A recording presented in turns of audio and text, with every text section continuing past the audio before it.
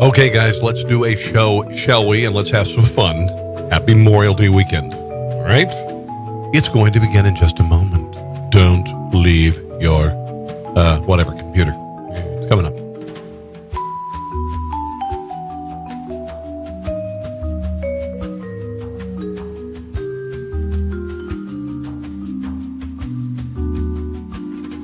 Okay, let's do this in 3, 2, 1.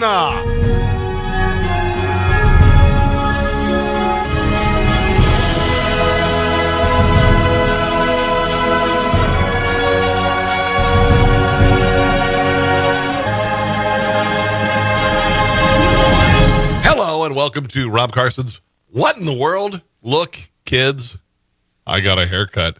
I'm a big boy. Yeah, I got a haircut. Hi, Chad. Hi, Alan. Hello, Auntie Kay. How are you? Welcome to the show. We've got a ton of stuff to get to. This is, of course, Memorial Day weekend. Honestly, a memorable Memorial Day weekend because for the first time in forever, people didn't travel. I've never seen a Memorial Day weekend like this before. I worked today, as I always do. Hello, Aaron. How are you, my friend? But a lot of people just staying at home, man. Just staying at home. I am at home. My wife is out of town. Oh, man, I hate you, Alan. Alan got my Alec Bradley cigar lit and have a Boulevard wheat beer pour. I hate you. I'm so glad that you're joining me, Alan. I appreciate it, brother. I know we disagree on a lot of things, but you're a good man, and I want to have a beer with you sometime. Kenny Cunningham also joining me. Hi, guys. I got a ton of stuff, and I have some good news. Some things are really happening that are very positive, and I've waited a very long time for my break in broadcasting, and it looks like it might be coming. Details coming soon. If you had a chance to check out my show on Newsmax TV, just really fun. I'm working with a guy named Brian Schlossberg. He's a friend of mine. He DJ. He did a terrific show in Washington D.C. Called Flounders Mashups on DC 101. He's editing the show, and my God in heaven, he's a magic man. He is. When you see the show, it is like the Daily Show, okay, but a conservative show, and it's really effing funny. And I talk about more than politics, so you've got to watch it on Newsmax TV. Newsmax, thank you so much for joining me, and Christopher Ruddy, the president of the company. It is such an honor to be considered and to be spotlighted by you. It is beyond anything I've ever experienced in my life. And I've waited for a break for a very long time in broadcasting. And I made a break happen. So things are positive. Things are good. You're going to enjoy it, guys. You are. Hello, Jody and Tim. Let's hang out together tonight, shall we? Because I got some really funny stuff. And some not so funny stuff. I want to get to Joe Biden and saying that if you don't vote for him, you're not black. I thought that was just arrogant. No. Beyond that, I've got more thoughts on it than most other hosts do, and I'm going to share that in just 1 second. A couple of things here. Alaska completely reopened yesterday. It looks like only a handful of restrictions, and not everybody's going to die. Okay. Alan, you know what?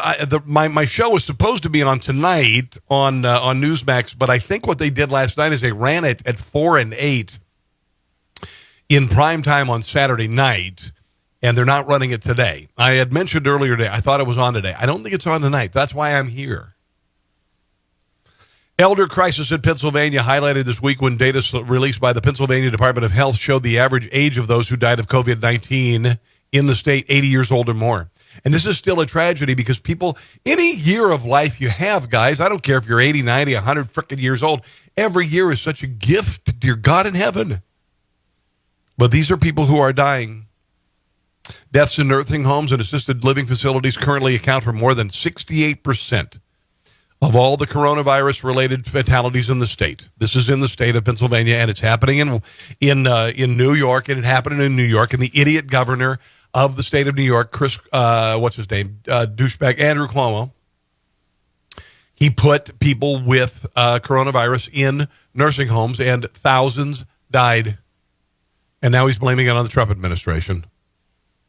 It was the single dumbest decision anyone could make. This, according to the UK Daily Mail, more than 3,300 4,300 recovering coronavirus patients were sent to New York nursing homes under Governor Cuomo's directive that the facilities could not reject anyone. The governor is blaming Donald Trump on this. It is bull crap.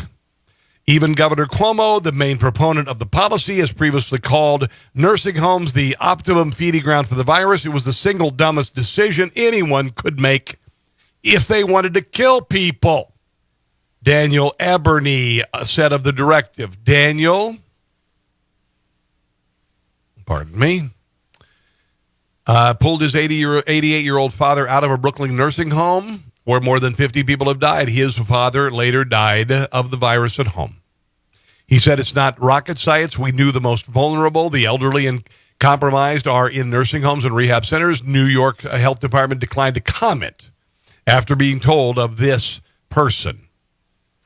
May 10th, Cuomo, a Democrat, reversed the directive, which had been intended to help free up hospital beds for the sickest patients as cases surged. But he continued to defend it this week, saying he didn't believe it contributed to more than 5,800 nursing and adult care facility deaths in New York, more than any other state. New York completely effed things up, and people died. Hello, Tish. Hello, Beth. Hello, Chris. How are you? I'm having a delicious pineapple juice tonight. How you like the haircut? I had a mullet yesterday. Dear God in heaven. Many U.S. states have seen lower infection rates after ending lockdowns that are now destroying millions of livelihoods worldwide. This according to J.P. Morgan, ladies and gentlemen. Studies suggest that lockdown measures may have not only resulted in economic devastation, but could have resulted in more COVID-19 deaths. This idiot. Oh, it's so funny that I've got this kind of, look at my beverage. Because it's kind of green. Oh, wow. Look at my green screen. Look what it's doing. Oh, look, I don't have a face anymore. Ew, and I don't have a microphone. Oh, that's pretty cool. Pretty cool.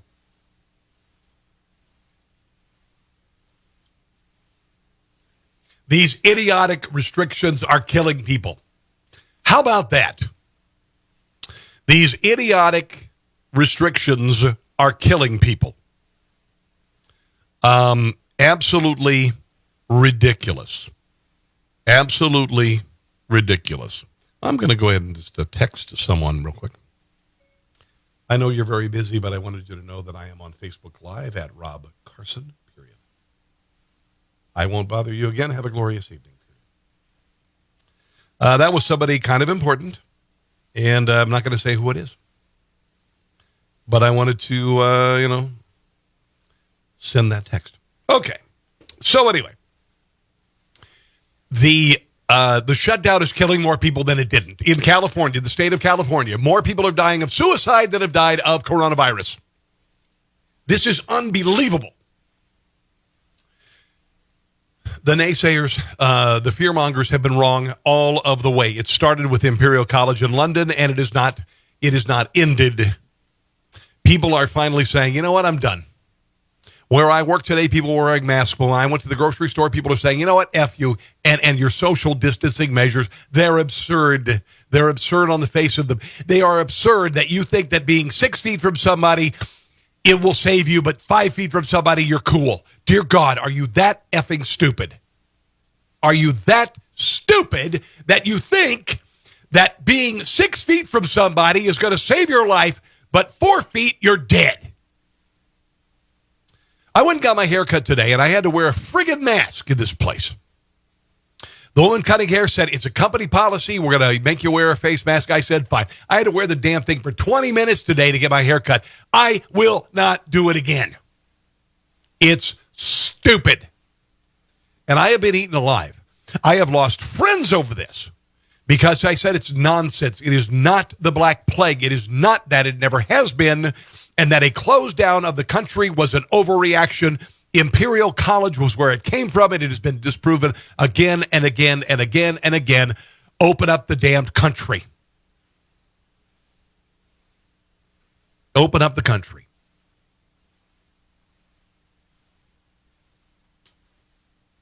California doctors say they've seen more deaths from suicide than from coronavirus since lockdowns. It is crazy. It is crazy about people finding worth in work and what they do. It's just amazing that even if somebody's getting a government check, even if somebody got a stimulus check, they are steeped in despair because they can't do what they want to do. This is about freedom. This is about being told you need to stay home. In some states, being ticketed for walking your dog. Is it any surprise that a people who live free would be crushed by an odious government that would tell them, you can't go out, you can't live your life, you can't go to church? Alan says, there's something different about you. Is it your haircut? No, I'm still the same me. Yeah, there is a different haircut. More deaths have resulted from suicide in California than since the lockdowns. These are people, obviously, who are on the fence. These are people who are suffering depression. I can relate. People have been told they can't express themselves. People have been told they cannot protest in the public square. People have been told they cannot worship. They've had the authorities called on them for taking their children to a park. They've had the authorities called on them for having Bible studies. Is there any reason why there are more deaths from suicide than coronavirus since the lockdowns? Of course not. Of course not. Hey, let's talk about Joe Biden. Joe Biden said something that was patently racist when he was talking to Charlemagne the God. I'm thinking about, maybe I need a name. You know, I'm Carson, Rob Carson. I can't be Charlemagne. Maybe there's another historical figure. I could be like Genghis Khan, the demigod. No, I don't want to do I need to come up with a cool. I don't think he's named Charlemagne the God. I could be wrong. Maybe his parents said, hey, you know what? He looks like a Charlemagne the God. We're going to go with Charlemagne the God. Charlemagne the God does a radio show, and it is called like Wake Up America. I don't know what the hell it is. Anyway, Charlemagne the God has had Joe Biden on last week, and Joe Biden said that if you don't vote for him, you're not black. And I'm going to get into why that's not a surprise from somebody like Joe Biden or somebody in the Democrat Party. Here is Joe Biden on Charlemagne. Hold on, let me scroll down here. Charlemagne the God's show, and Joe Biden saying that if you don't vote for him, you're not black. Talking to black people. Well, Thanks so much. That's really our time. I apologize. You can't do that to black media. I can't do that to white media and black media because my wife has to go on at 6 o'clock. Okay. I'm in trouble. Listen, you got to come see us when you come to New York, VP Biden. I will. It's a long way until November. We got more questions. You got more questions, but I tell you, if you have a problem figuring out whether you're for me or Trump, and you ain't black. It don't have nothing to do with Trump. It has to do with the fact I want something. Okay, now people are saying that this is a joke. Okay, is it a joke? Let's listen to it again. It don't have nothing to do with Trump. It has to do with the fact I want something for my community. Okay, so he basically, like I said, he said that if you ain't... Hold on, here it is. Trump, and you ain't black. Okay. It don't have nothing to do with... So anyway, he said basically, if you don't vote for me, you're not black. And then people are saying that it is a joke. It's not. And I'll explain why. And I did this in a meme earlier this week.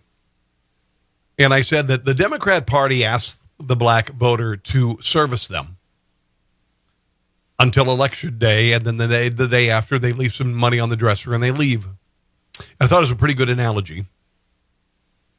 Joe Biden said that because he can say it. Joe Biden said it because he said things like, the Republican Party is going to put you all back in chains.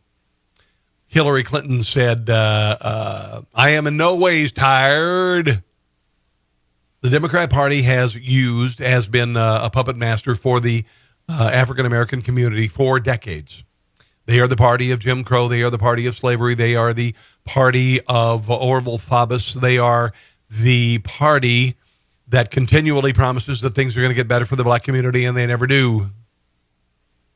The Great Society was supposed to cure the ills of the country, and it ended up wrecking the African-American family. Right now in this country, we have an abortion rate of 60% of black babies never get to see the light of day.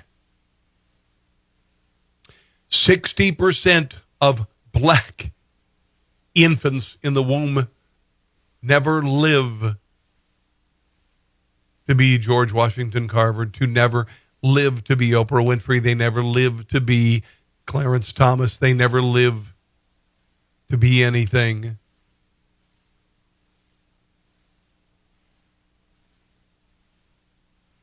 Black on black violence, the murder rate 10 times the national average.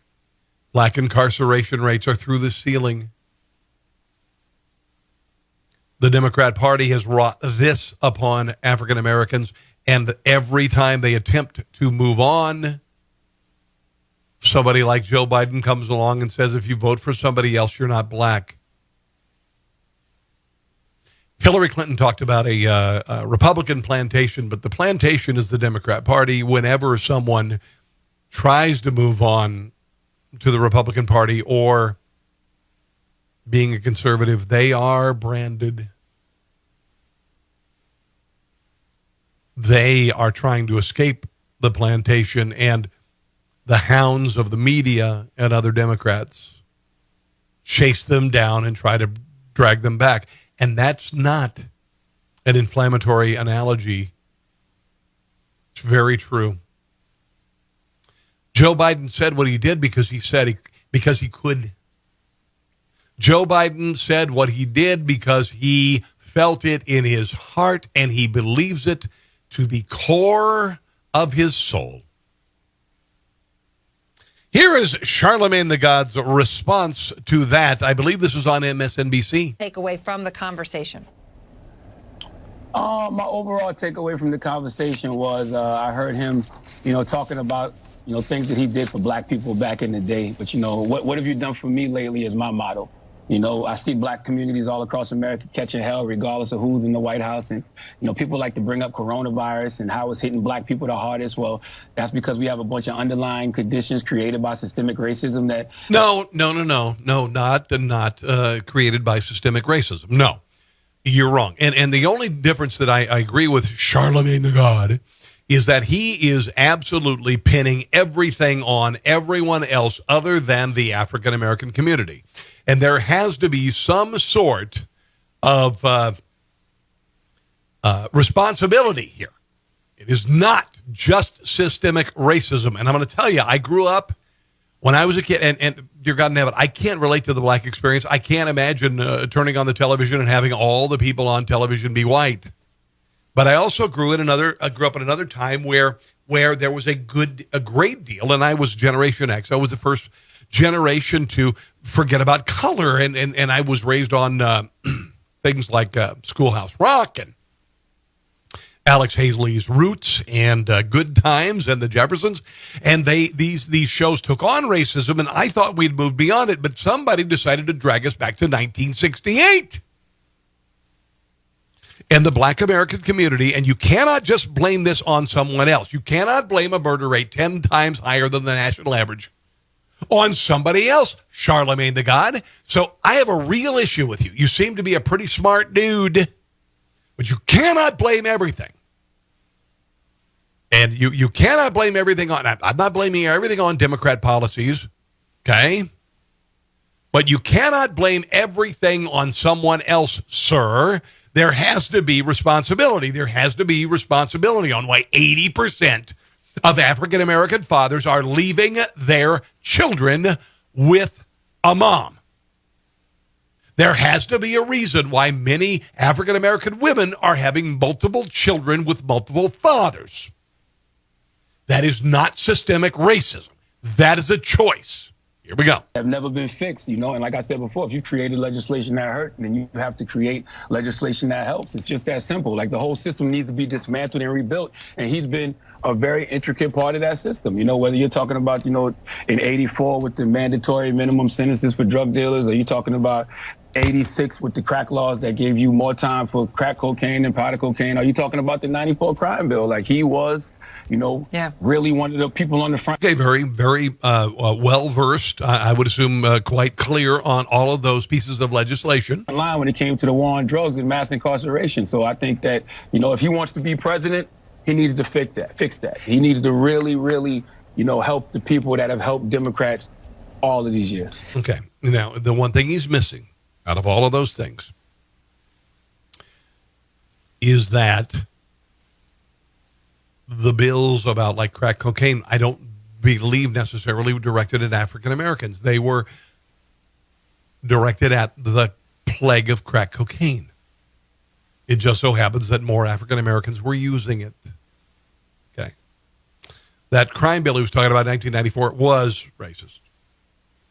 It was. Hello, Michelle. Hello, Richard. Hello, Stephanie. What's up, girl? How you?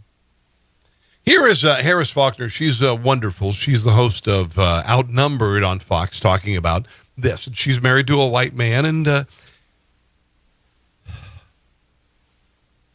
we have been dragged kicking and screaming back into 1968 for a number of years. My children have always been colorblind, and well, it's easy for you, so you're white privileged and all that. My kids were raised in a colorless society. I chose to be raised in a colorless society. Even my father was, he said racist things. He did, but at the same time, we'd have his friend George and his lovely wife and child come to our house in South Iowa and have dinner.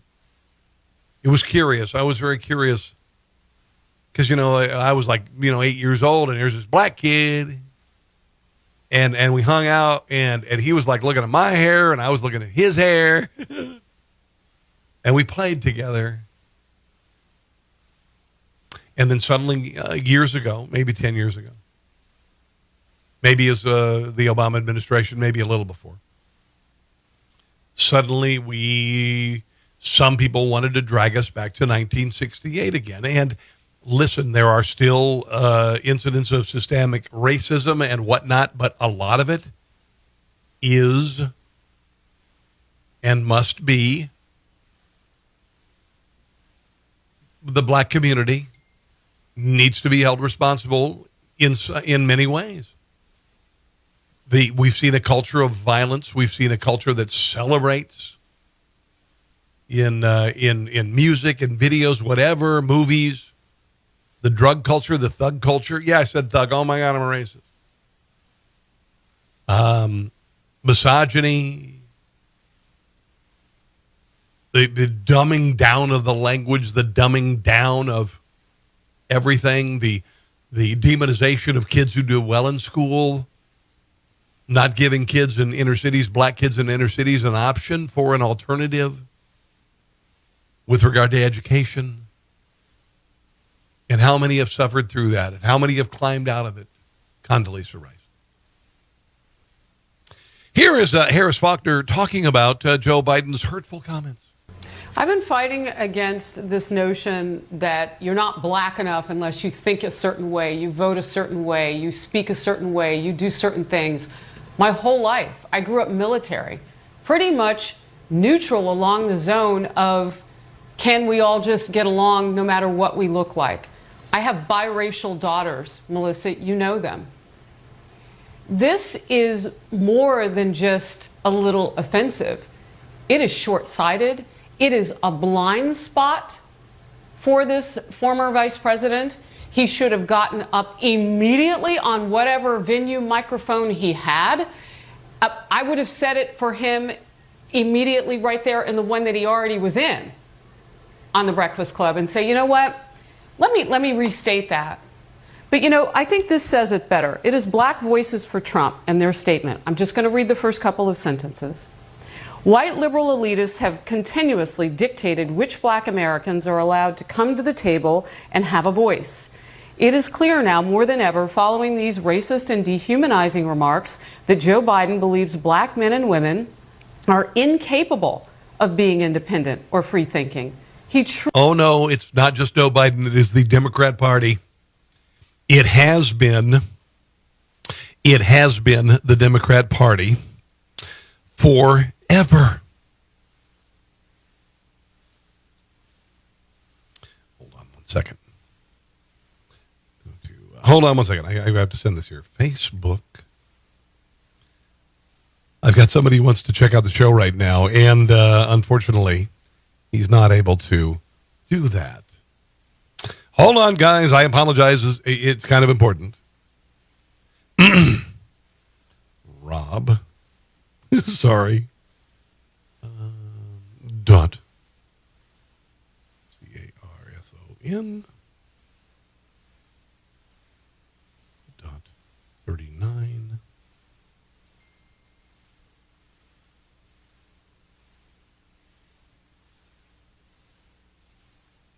Okay. I'm back. Anyway, back to Harrison Faulkner. Truly believes that a 77-year-old white man should dictate how black people should behave. Biden has a history of racial condescension, and today he once again proved that a growing number of black Americans, and I have always known Joe Biden does not deserve our votes. That's Katrina Pearson, Trump 2020 senior advisor. You don't have to be any particular race to know when someone puts you down because you're different. Yes, and I'm going to tell you right now, guys. This is the thought process of the Democrat Party. It has been for a very long time. It has been for a very long time. Joe Biden is nothing more than a mouthpiece for what the Democrat Party has said for years.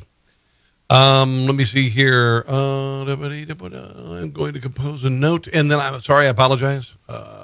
Chris.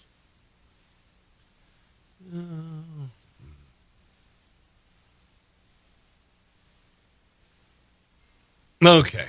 All right. We are back.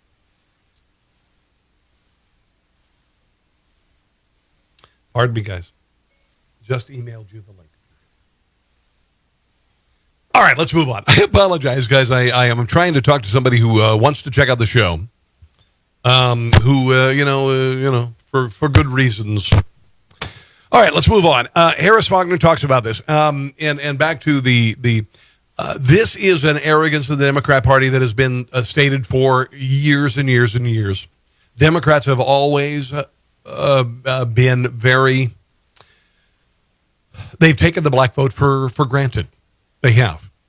Dear God in heaven, it should be painfully obvious, and it never gets better. It never gets better. With the Democrat Party, things never get better. So no matter what happens, no matter what election happens, black people will always be victims of systemic racism. And you have to vote for a Democrat to ride in on a white horse and save the day. And they never save the day. They never save the day. Here is Al Sharpton, and I don't know why this doofus is some sort of a. And honestly, I think with most black Americans, and I say black Americans because they're a lot of black people. They're Americans. I don't call myself an Irish, English, German American. Dear God in heaven. Okay.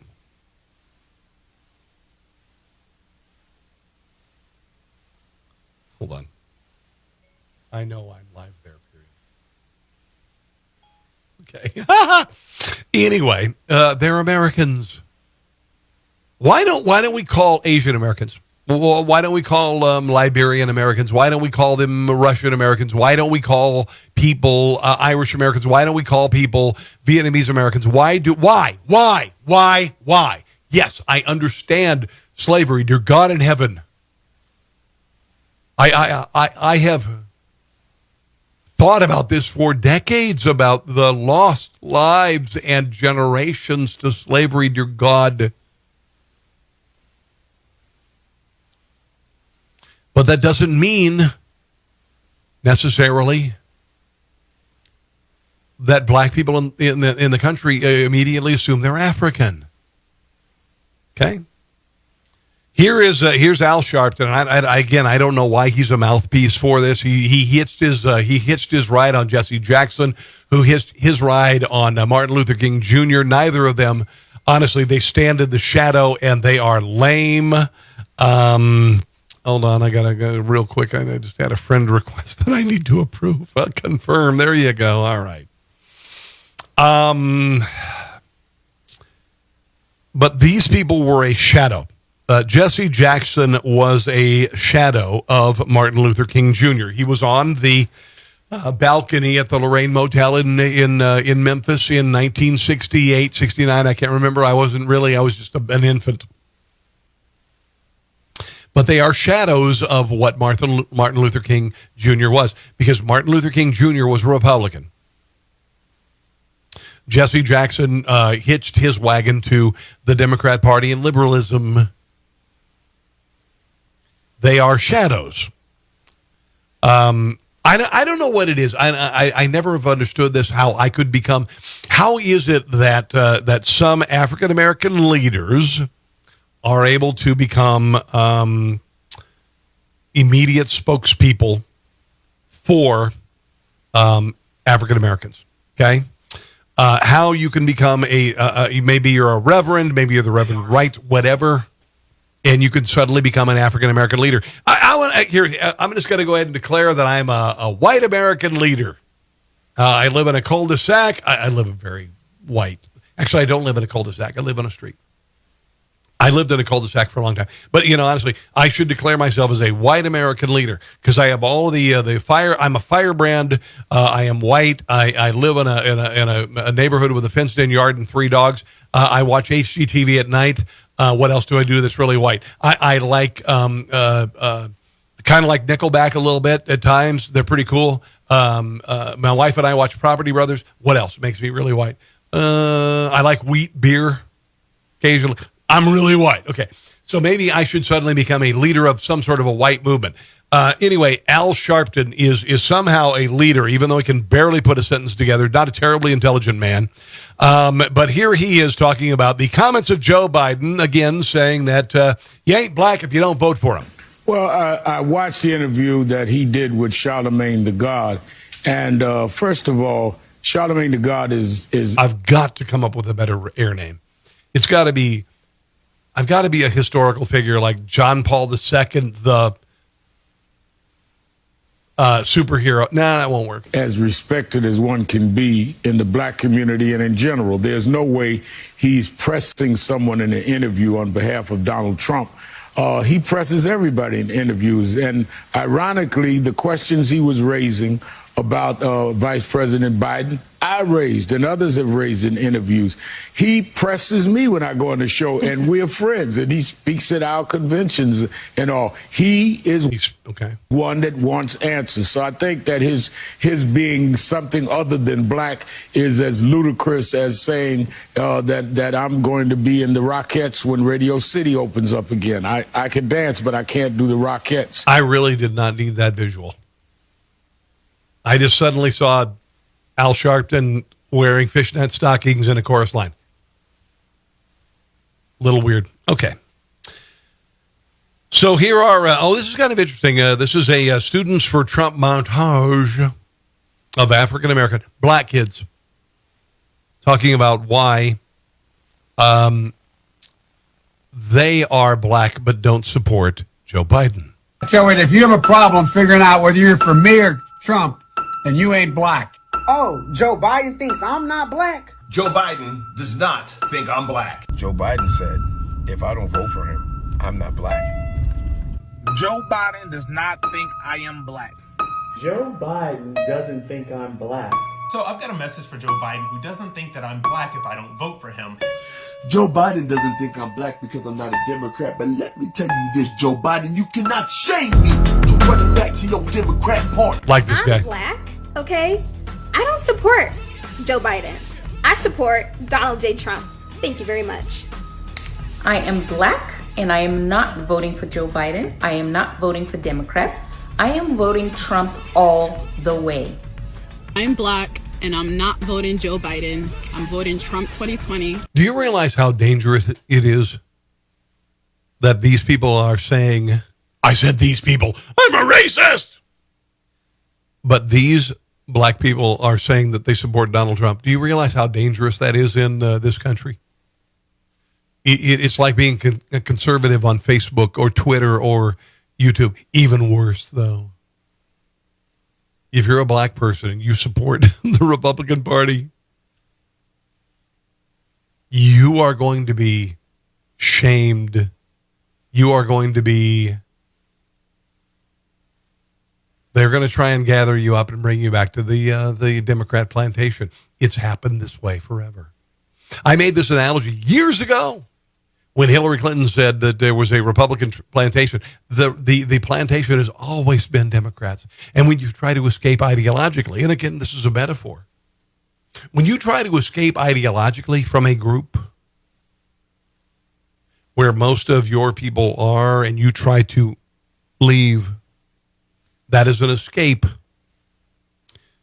African Americans, for some reason, black people in this country, for some reason, have been told and have followed, even though Jim Crow, slavery, the whole deal was a Democrat thing, that if you leave the Democrat Party, you are a racist. How many evening dinners were ended when someone admitted that they are a conservative or a Trump supporter as a black person? Unbelievable. I support President Donald Trump. That is who I support.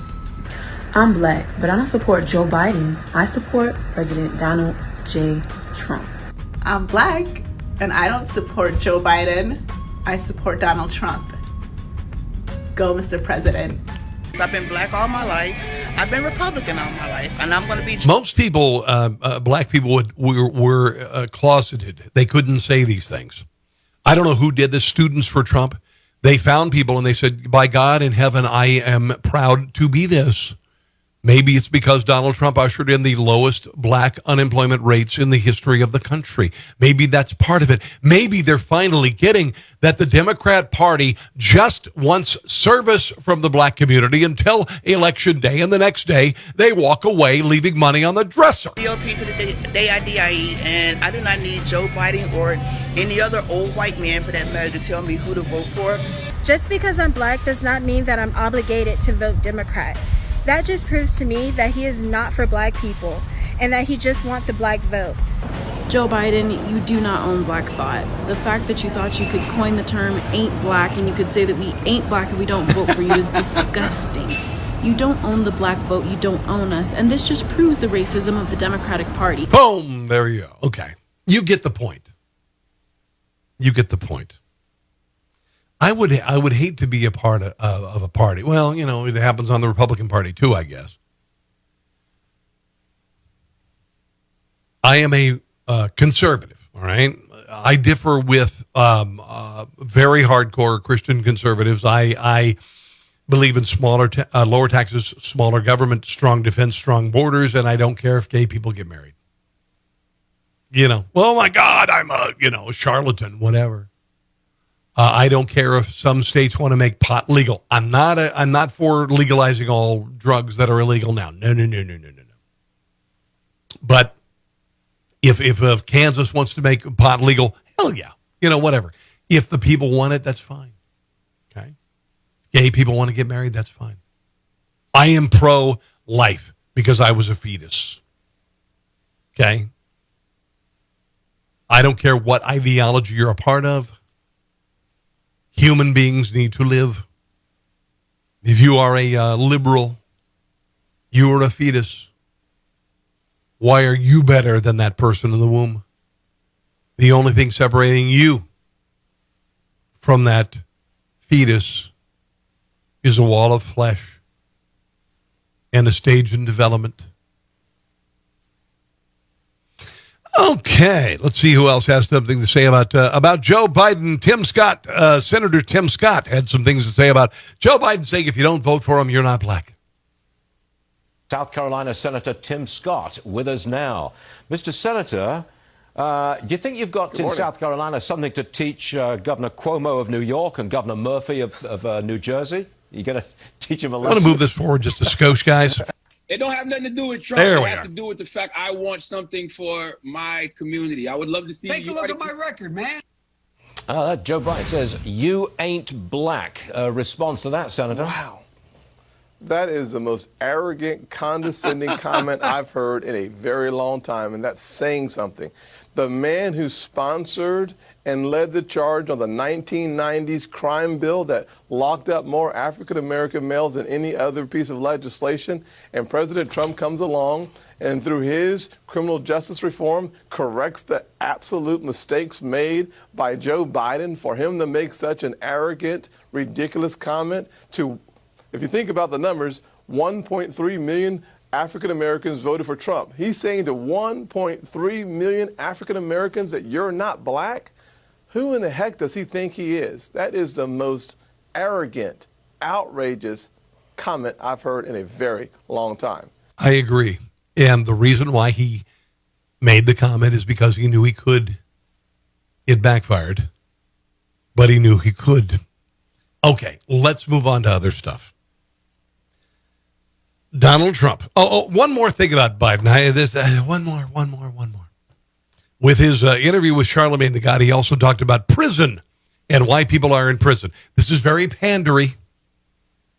This is pandering toward people of color, basically saying you are not responsible for what you did. You are not responsible for being in prison. There are other things. Only a couple things everybody has in common in jail. One is they were the victims of abuse, or their kids were, or their mother was. Not necessarily all the time, but thank you. Number two, can't read. Number three, they don't have any job skills. They were in a position where they didn't get a chance. Oh, no. There are a lot of people who have job skills who did something stupid and ended up in jail. Why does it make sense? Why did I come along and write the first act that said when you get out of prison, you don't just get a notion where you get $25 in a bus ticket. You end up under the bridge. Okay. There's another reason why people are in prison. Because they broke the law. Okay? I hate to tell you this, but most of the people in prison, yes, there are exceptions. There are instances where people did not need to go to prison. There are times that people were overpunished, but most of the people in prison are there because they broke the law. Okay? So stop saying that it's somebody else's fault. I've got a million reasons why from my childhood I should be, whatever. There's probably something in my childhood that says I should go out and rob a bank. I don't know. I did not have a perfect childhood, dear God in heaven.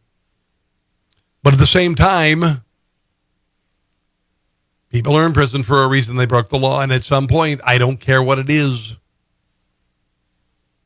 It's on you. It's on you. Donald Trump says we should not close the country again. When this originally started, guys, I said, and literally I started talking about this in the middle of March. I have a good buddy who's named Chris Plant. And I wrote him and I said, Chris, this is insanity. We should not shut down the country. And people in national media were terrified to say it because they didn't know how bad it was going to get. I'm not a medical expert, dear God. You know that.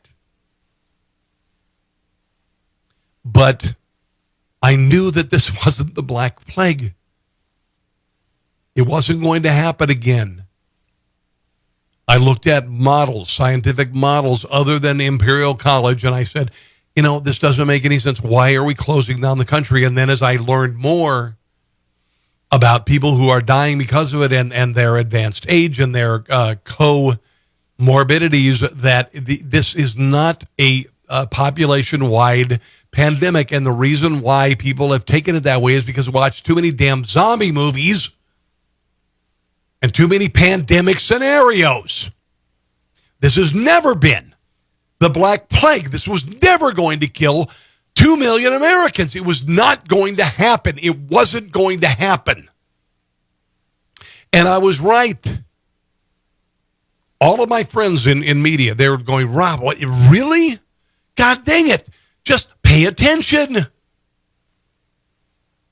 Just pay attention. I said from the get-go, this can never happen again. This will wreck us. I'm not talking about the country. I'm talking about the world. Our response can never happen. If this happens again and again, we're done. If we freak out like this, we're done. Donald Trump gets it. He says this quite simply can't happen again. Another 2.4 million people claiming first-time unemployment insurance benefits today. How close are we to the cure being worse than the disease? I think that a lot of these states are going to, the ones that are sort of sticking to a certain very rigid pattern, I think they're going to stop. I don't think the people are going to stand for it. They're tired of it. They're sick of it. They get it. I see it every day. I see people, they're like, screw this. I'm not going to live like this. I'd rather roll my dice on something, by the way, that has the mortality rate of the freaking flu. It's a country that's meant to be open, not closed. And we did the right thing, John. We saved millions of lives, millions and millions of lives. You would have had anywhere from 1.5 million to 2.5 million. I disagree, because the Imperial College model said that 2 million people would die with the shutdown. So I disagree on this. 3 million lives, think of it. So if we were at 100,000, instead of 100,000, multiply that times 15, 20, or 25, it wouldn't have been acceptable. Not going to happen when the death rate is 0.24%. It wouldn't have been sustainable. You couldn't have done it. So we've called it right, and now I want it open, and we're going to open, and if there's a fire... And it's time. And it's time. And states that are reopening, they're realizing nothing has happened. In Wisconsin, they had a primary. People were allowed to vote. There was not a gigantic outbreak. Spring break in Florida 2 months ago. People were convinced they were going to spread this virus throughout the country. It never happened. I know the head of a local hospital, St. Luke's East. I asked this person, I said, what about the coronavirus pandemic? She said, it's nothing. How many cases have you gotten? 14. How many deaths? 1. Tell me about the person who died. They were already in hospice dying from something else. What did you do with the people who tested positive? Well, there was one guy who had kidney failure, one guy who had an heart condition. They were put in ICU. The other ones were sent home with meds and told to stay at home until they got better. Unreal. There are places in the country that churches have been told to shut down, and there is a mindset among some people that if you open your business, you are somehow going to kill a lot of people. We've seen that. These are the panic mongers. These are the people who call the authorities on dads in parks with their kids or moms. And now it's come to this. A Mississippi church fire. Wow, you suppose a Democrat did this? First Pentecostal Church of Holly Springs, Mississippi, burned to the ground Wednesday morning. Congregation had been in a legal battle to continue holding services despite the novel coronavirus outbreak and subsequent lockdown orders. Somebody decided to burn the place down. Little slideshow while I talk to you. Thomas More Society Senior Counsel and lawyer for the church, Stephen Crampton, spoke with Fox News, said there was a message on the pavement. I bet you stay home now. Hypocrites, of course, misspelled. Crampton represented the First Pentecostal Court after Pastor Jerry Warthup was cited for holding Easter Sunday services. Thomas More Society also claimed police disrupted a Bible study group held 10 days after the citation. Last month, the U.S. District Judge Michael Mills issued an order allowing First Pentecostal to stay open. It wasn't enough, though. Somebody decided to burn the damn place down. Somebody decided that you're going to make people sick. And they burned it down. I said that it's a Democrat. Nobody is so twisted up in the government idea that this virus is going to kill everyone. They are so twisted up in this ideology that they would say, if you hold a church service, you are killing people, and they decided to burn the church down. Yeah, Democrats and burnings of churches in Mississippi. Happens. It happens. Baltimore pastor decided to rip up a cease and desist order from the state of Maryland. Maryland Governor Larry Hogan, a supposed Republican, said that places of worship could reopen at 50% capacity. Like anybody can fricking enforce that. Pastor Stacy Shiflett's 400-member Calvary Baptist Church attended the service on Wednesday. And he said, you know what? I'm going to have none of this. Here he is ripping up the government's cease and desist order. The Bible says to the New Testament church, not forsaking the assembling of yourselves together as the manner of some is, but so much the more as you see the day approaching. And the closer we get to Jesus coming back, the more church we ought to be having, not less church. Now that's God's parameters. So I'm tearing up this cease and desist order right here, and I'm telling you right now, we're going to do it God's way. Okay. I'm not a big evangelical, it always makes me feel kind of uncomfortable, but he's making a point. People choose to go to church. Pastors choose to open their churches. And that's the way it should be. That's the way it should be. Donald Trump visited a Ford plant last week, and apparently he didn't wear a mask, and that has Allison Camerata and other news people saying he broke the law. Okay, John, back here in the U.S., President Trump is explaining why he broke the law and refused to wear a mask during his public tour of a Ford plant in Michigan. I had one on before. I wore one in this back area, but I didn't want to give the press the pleasure. Hey, you know what? I really don't need to explain it to you because I'm the frickin' president. Of seeing it, but no, where I had it in the back area, I did put a mask on. Okay, so for some reason, the president did wear a mask in private, as seen in this. Oh, there's Allison Camerata alluding that the president may have broken the law. This picture from the Detroit Free Press, but then he took it off once he was in front of the cameras. Why did he want to publicly break the law? Joining us now. Oh, dear God in heaven. I hate to tell you this.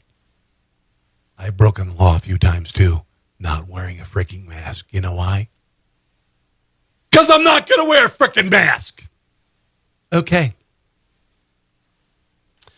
Cuomo brothers had it, and I hate this cutesy crap with regard to Chris Cuomo, the host of the Chris Cuomo show, who's, whatever. His brother is Andrew Cuomo. He's the governor of the state of New York, and they decided to joke around because apparently Chris Cuomo thinks his brother has a large nose. Now, this is after the Chris Cuomo, or I should say Andrew Cuomo, really effed up everything and caused thousands of people to die because he allowed people with coronavirus to be put in nursing homes. But here are the Cuomo brothers being kind of cute about it. Video come out before we go to break where you wanted to encourage people to get tested, and some people are afraid it's going to hurt. So you had video of it that I want to show the audience of you actually getting tested. Okay, let's move forward. And it had to be released with a tool. Is that true? Just to deal with the record. She wanted to comment that I have a little button nose, and she was afraid that the swab would actually hurt because it extended my nasal cavity.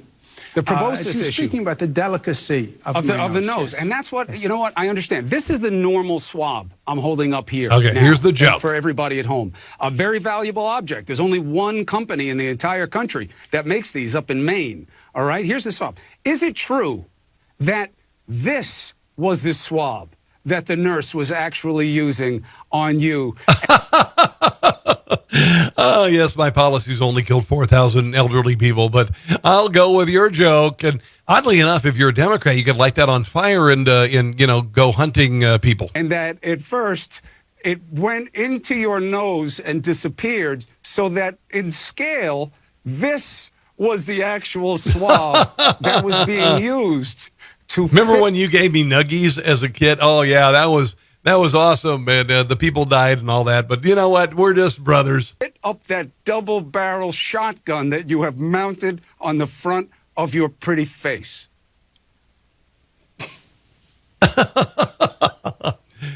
Yeah. Janice Dean is a host on Fox, and her in-laws died at a New York nursing facility because of the policies of Big Nose. So my husband's parents were in assisted living. His mom was in an assisted living facility. His dad was in a nursing home. And the plan was to have them both together. So Dee, his mom, was in assisted living, a double room. We were planning to have Mickey live with her. Mickey had dementia, and he had a few problems that he needed rehab. So he was in a nursing/rehab center. And the plan was to have them together. And Sean really wrestled with putting them in nursing homes and assisted living. Yeah. So this was a decision that, took place 6 to 8 months ago, very recently, after struggling for months, wondering if this was the right move. And as you've told your audience, we no longer have them here today. And I mean, that's... Guys, there are people, a lot of us think that elderly people in this country, I think more than any other country, there are other countries who actually value the wisdom of age. And when people here become advanced in their age, they become weird, they become gross, they become whatever. My mother's 90 years old. She's still my mom. My God in heaven, I love her more than I ever have. She's old. She's wrinkly. She's gross compared to kids. Kids, they look at me, they probably think I'm gross too. And for some odd reason that maybe the Democrat Party and others, they have decided that people who are in their advanced years are an acceptable fatality with regard to this coronavirus. And they're not. Even if the lifespan is 6 months or a year or 2 years or 10 years, it's still a life. There's still joy to be had. There's still laughter to be had. There are still people who love them. My mom's not in a nursing facility, and I'm glad she's not. In New York, they really effed up in New York. They really effed up in New York. A lot of people die even though they couldn't take care of them at home, themselves at home. Why is that a death sentence? Why is it cool? Why is it okay that 4,300 people in New York State died in nursing facilities because this governor said, put COVID patients there? This is the same disrespect of life the Democrat Party has for the unborn. It is. It's the same scenario. Hello, Deanna. How are you? Hello, Jay. My friend, how are you? James Carville. I didn't realize he's like this. He's 75. James Carville, 75 years old. Is his life less valuable because he's 75 years old than somebody who's 65? No. James Carville says that Donald Trump is going to get his ass beat. Going to get his ass beat in the coming election. He's going to get his ass beat. All right, that's what's going on. He's going to get his fat ass beat. Didn't I just say that? I think he said that Donald Trump has got to get his ass beat. All right, now, the question is by how much? if we want to go do this lethargic kind of stuff and blah, blah, blah, and worry about this, we can get 295 electoral votes and we'll change nothing. James Carville's wrong about everything. If we go and take it to him and talk about what a massive fat failure he is. Really, how's he a failure? You giant flaming D-bag.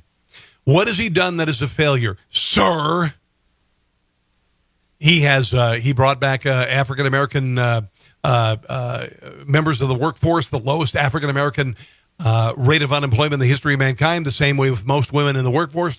Same goes with Hispanic members of the workforce. He brought back manufacturing into this country.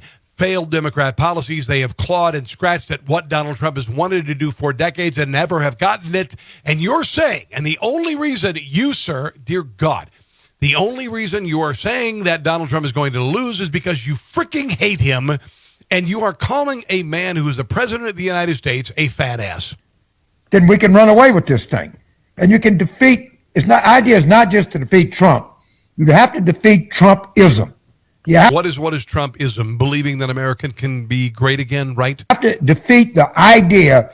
Look, he's kind of snarling there. That the United States of America is a place and not an idea. And that we're all fighting and it's... You're the one who thinks it's a place, not an idea. Are you out of your mind? White people fighting against non-white people and men fighting against women and, I don't know, gay people fighting against non-gay people. It's all bullshit. And it's just call him on it. The country does not want him back. Really? I think the country actually does. And by the way, James Carville, for being a bellwether of what is going to happen in the country. And here's the reason why, guys. I do political punditry to some degree, and I am a political satirist. The thing about political pundits, and they're very similar to people who are into sports. And I don't do sports radio. I hate sports radio. I not hate the people on it. It's just something I don't do. But they're both wrong about everything. Okay, so political pundits. Let me restate that. Political pundits, sports prognosticators, and TV weathermen all have about a 50% rate of success. Half of the time they're wrong. James Carville is wrong at least half of the time, and I would say much more. Here's a cover of a book that he did right as Donald. I think this is right after Barack Obama was elected president the first time. He said that there would be 40 more years of Democrat ownership of leadership in the country. Right after he wrote this book, the Republicans took back the House or the Senate. The House was lost in the last election, but after this book, the Republicans gained the Senate and the House and the presidency. So James Carville, you've always been wrong half the time, but honestly, most of the time you are wrong. With this book, I do believe we're 32 to 34 years into this, and you said it was going to change after 40 years. You've been wrong. I don't know why everybody thinks you're some sort of a sage, some sort of a somebody who is infallible. But honestly, your heyday was in the Clinton administration for a variety of reasons, but you don't know we're a D word for Richard. You don't know it. Let's move on to other stuff, shall we? Let's have some fun with just some non-political stuff. Does that sound cool?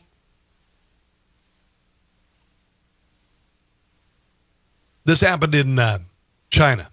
Chinese worker hailed as a hero. Climbed across a building's facade without any protection to save a little girl. A maintenance worker. Now, I want you to think about this. You're in this situation. You are a maintenance worker. You are 5 stories above the ground. You're, within the possibility of dying. And a little girl is stuck outside, and you do this.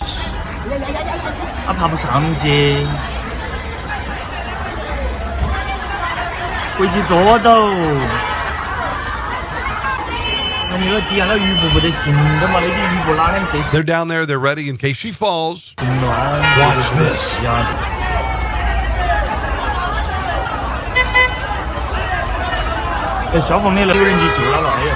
Watch this guy.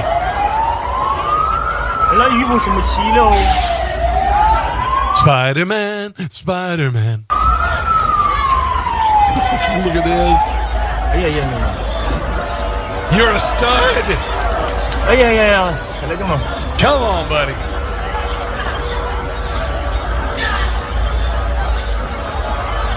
I love that stuff, man. Hu Yun-Xuan, working nearby when he heard about this little girl, and he saved her. That is glorious. That is beautiful. When I grew up, I loved Elvis Presley. He was my idol for a variety of reasons. This is the latest. Check this out, guys. This is the latest item up for bid in the Elvis Presley collection. Now, I've always thought about, I would love to have something that Elvis owned or something autographed by Elvis, all this stuff. And I see some things and like Elvis's pill bottles when he died. No. And there's no freaking way that I would own this. Elvis Presley's jockstrap. Now, Elvis Presley was the king of cool. All right, he was amazing man.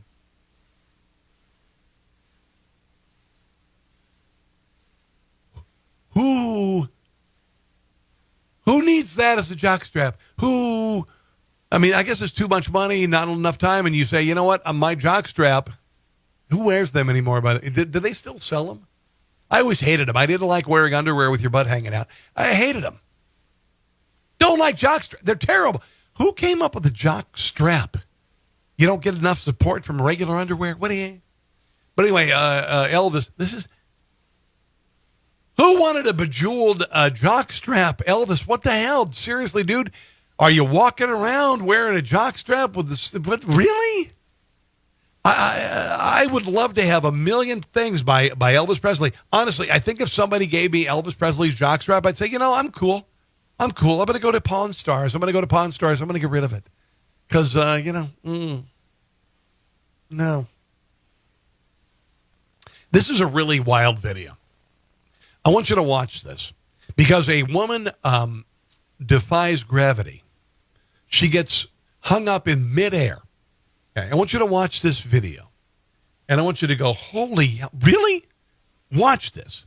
She's going to be swinging from a swing into a river, one of those rope swings. And she gets hung up in midair. Watch this. Ready, Caitlin? Yes. Grace? Go, I'm filming. Here she goes. And, what? Ready, Caitlin? Watch this again. Grace? Go, I'm filming. Here she goes. What? Okay, apparently there was a nylon rope there that's invisible. So she swung out and she hit the... Weird, right? Weird. Terrifying moment. Say you got a swimming pool in your backyard. And you're hanging out. Thank God there was nobody hanging out at the pool. This happened in Miami, Florida. They had a camera. This family had a camera in their backyard. Woman lost control of her SUV. She had a diabetic shock situation. Think about how bad this would have been if somebody was in the backyard. Watch this.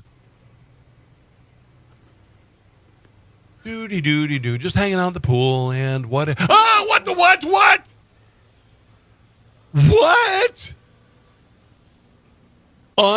Watch this thing skip over. Watch. Unbelievable. Nobody hurt. And it skipped across the wall. How weird is that? Unreal. This is kind of cool. We live in a time where I honestly believe, and I'm sure people in the Middle Ages thought the same thing. They said, we live in extraordinary times. When the printing press was discovered, we live in extraordinary times. When the telegraph happened, we live in extraordinary times. When the cure for polio came around, we live in extraordinary times. When man flew for the first time, we live in extraordinary times. We really do. We live in times that dwarf everything in history of mankind. You don't realize this. In your lifetime, if you've been around for, let's just say 50 years, you saw a man leave Earth and land on the moon for the first time in human history. And 15 billion years of the universe, possibly 8.5 billion years of Earth's history, you saw that. You saw pictures of Mars. You saw pictures of Venus. You saw pictures of Pluto just a few years ago. You saw Voyager leave the solar system. You saw jets. You saw the internet. You saw this. You saw this. This.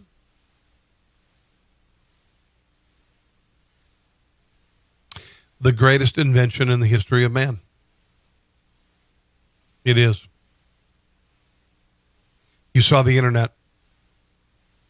The internet and the Library of Congress times 5,000 right here. You don't need to go there anymore.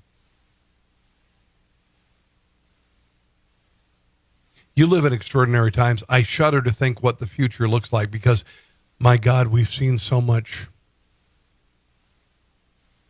We've seen so much. This is a really, it pales by comparison to this. Seoul, South Korea. There's a building there, and they did a giant 3D billboard. This is crazy. It's 262 feet by 66 feet. And it's just kind of cool. Watch. Imagine walking by this. Wow.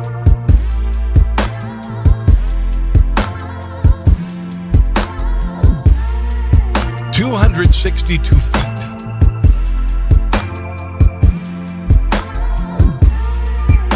We are living beyond what we ever dreamed. Think about this. I'm a Gen Xer, right? And I watched Star Trek in syndication. Star Trek was over by the time I was an infant. And but we look at Star Trek and we think, oh, my God. Spock, beam me up now. Okay. This makes the tricorder, that's not a tricorder, it was whatever they communicated with the ship. This makes it look like a walkie-talkie.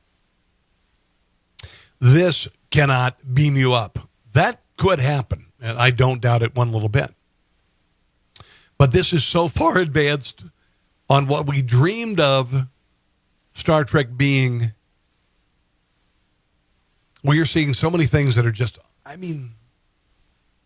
never stop going wow. Never stop going wow. I do it all the time. So some guys were Gio Valensis and Junior Pupo. They were in the Gulf of Mexico, 12 miles off the Florida coast. Their boat capsized. What rescued them? Their cooler. Capsized. It's still there. Man, 3 hours. Is it just you two? Hey, is it just you guys? Yeah. Okay. That's it right now. Thank you, man. Yeah. My wife. Thank God you had the cooler. Yeah, my wife and my daughter are on site. Okay. In the beach. It's just you two. Do us a favor. Save the beer. Leave us behind. All right, I got you. Man, thank you. Wow. 3 hours. You're good. Go to the back. I got you. Go to the back. Here. You don't realize that 12 miles offshore, you're thinking you're right next door. You might as well be in the middle of the ocean. 12 miles is a hell of a long time on the water. Give me a hand. Thank God you had this cooler. Appreciate it for everything. Yeah. You're good now. You guys are good. That is so cool. Now, before I go tonight, I have a couple of animal videos that you're going to love. And I'm a carnivore, okay? I'm a carnivore. But there are times that I see animals displaying these glorious qualities, whether it be joy or whatever. My dogs are very dear to me. Years ago, I got a couple of these little hermit crabs. And it was like they're little bugs. They're little bugs. And I got a connection to those little bugs. They would come out when they saw me. They saw my face, and they'd come out and they'd walk on my hands and I'd take them out just to be outside. They were glorious. My dogs are wonderful. I love them. I love them dearly. I have a story I'm going to share with you in a couple seconds about a turtle that expresses joy by sliding down a hill. You know, it's a departure from Joe Biden and all that stuff. FedEx is apparently facing a boycott. Call for a boycott. They fired 2 black workers who posted their video, an altercation with a neighbor in Leesburg, Georgia. This driver was known as Antonio, and they show up, they're delivering a package, and there's apparently a white neighbor in the neighborhood who thinks that because they're black, they are an issue. They are somehow a suspect of something. So they confronted the white guy, and the white guy sounds like kind of a douche. They posted the video online, and FedEx they fired him. But you didn't have to come out there cussing me like that, like I'm some child. I ain't no little boy. I'm no little boy. I'll wait till the police come. When you look at the history of the treatment of African Americans in this country, and you are, as an African American person, this man, treated like this, I could see where it'd be enormously hurtful. It would be enormously hurtful and aggravating. And this man is feeling like, what the hell?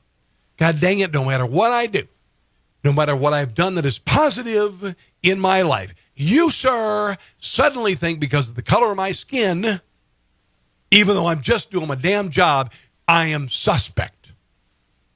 You're going to say, Rob, that's the antithesis of what you said earlier. No, it's not. No, it's not. I've always said there's racism in this country. It's white on black, black on white, Chinese on black, black on Chinese, whatever.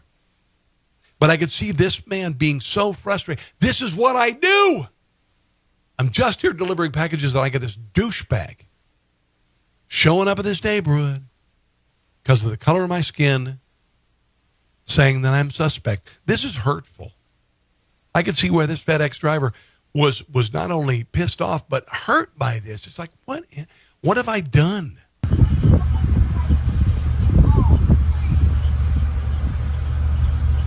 You can record all you want, bro. I got you. Right there. I got you, bro. That's where his power at right there. That's your power. That's his power. That's where your power at right there. Where you going? Man, I ain't finna waste my time with you. You got my information. You got my information. And you know what? You shouldn't waste your time with him. He's a douchebag. They'll find me. They'll find me. You need to get your glasses back on. I like this guy. I like this guy, man. The other day on my show on Newsmax TV, I shared a promo for Fox TV's Ultimate Tag. We're that bored. Okay, we're that bored that we have to watch a show called Ultimate Tag. Dear God. Well, this is I don't get offended. I think being offended is overrated. So you get offended. Who gives a rat's ass? You get offended. Some things offend me. Who cares? Who cares? Who cares if you offend me? I don't care. If you offend me on the radio, I turn your station off. If you offend me on the TV, I turn the station off. We live in a glorious country where the First Amendment allows us to offend without being thrown in jail, and allows us to be offended and not punish those who disagree with your thought. I'm not offended by this. I think it's so effing stupid, I can't even stand it. 15 men competing to impregnate...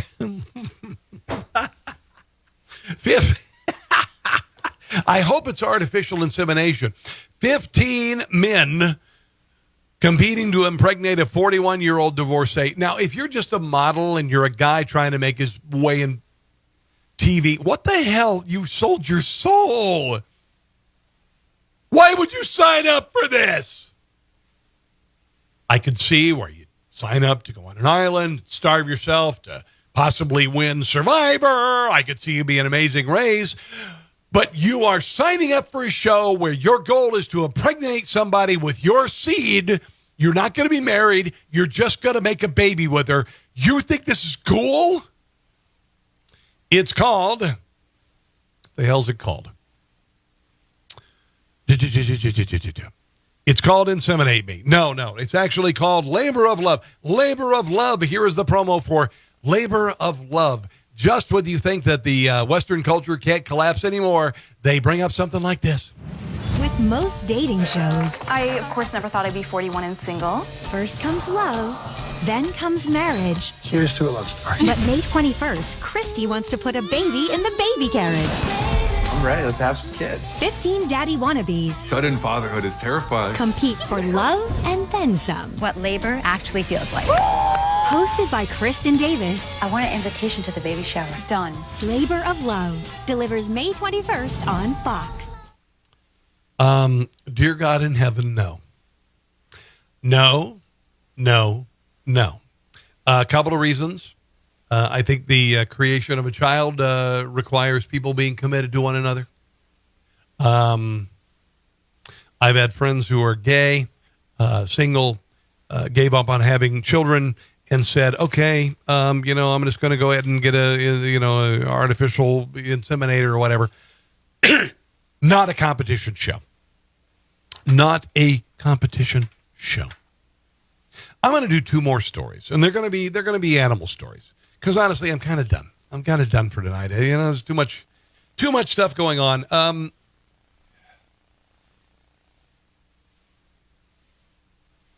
I'm on the fence on. I like watching animal videos. I think they're glorious. I love watching dog rescue videos. I have a soft spot for dogs. But there is a kinship that we have with animals. There are some animals. Listen, we're not animals. We're different than animals. There are animals, they give birth, and the animals, their siblings, their progeny, they run off and they're gone forever. So we're different. We have a connection with them for a life. But at the same time, we see videos of elephants, and they see their offspring, and they love them. And so I'm kind of I'm still a carnivore. I still like my chicken, and all that. This is an interesting video. You see animals that are separated from their human counterparts. And we've seen, tiger videos, lion videos, all these things. Dog videos, certainly with people who are coming back from serving. This is a heartwarming moment where Ismael Fernandez reunited with his donkey in Spain. I want you to watch this donkey because they get together, and I don't know what a donkey cries like, but this animal obviously thinks they're delighted to be with the person that they've been around. Watch this. ¿Dónde está mi burrilla? ¿Dónde está? ¿Qué pasa? ¿Dónde está metida? O más bien, ¿dónde estaba yo? ¿Qué? And he's weeping. He's seeing his donkey. And this donkey is just it's like, hey, it's you. ¿Qué pasa? Oh, qué tontería. Oye. ¿Qué? I'm so glad to see you. My friend.